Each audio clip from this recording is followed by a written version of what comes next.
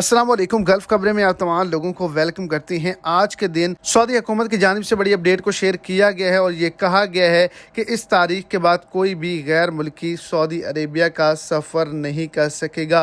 कोई भी शख्स एयरपोर्ट पर नहीं पहुंच सकेगा और ना ही सऊदी अरब के अंदर दाखिल हो सकेगा। इसके पीछे क्या वजूहात हैं, आज के दिन एक बड़ी अपडेट को शेयर किया गया। तो वीडियो की तफसीलात को जानने के लिए वीडियो को एंड तक लाजमी तौर पर देखें ताकि आपको तमाम डिटेल की अच्छे से समझ आ जाए। और अगर इस चैनल पर आप फर्स्ट टाइम हैं तो लाजमी से चैनल को सब्सक्राइब करें, वीडियो को लाइक करें और अपने दोस्तों तक इसको ज़्यादा से ज़्यादा शेयर करें। तो आज के दिन सऊदी वजारत हज की जानिब से बड़ी अपडेट को शेयर किया गया है कि जितने भी उम्रा ज़ायरीन हैं वो 4 जून तक ही सऊदी अरब का सफ़र कर सकते हैं, उसके बाद वो नहीं जा सकते।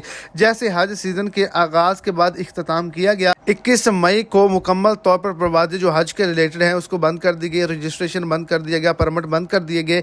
उसी तरह 4 जून से उम्रा के रिलेटेड भी ये तमाम तर पाबंदियाँ लगा दी जाएंगी और कोई भी पाकिस्तानी इंडियन सऊदी अरेबिया का सफ़र नहीं कर सकेगा।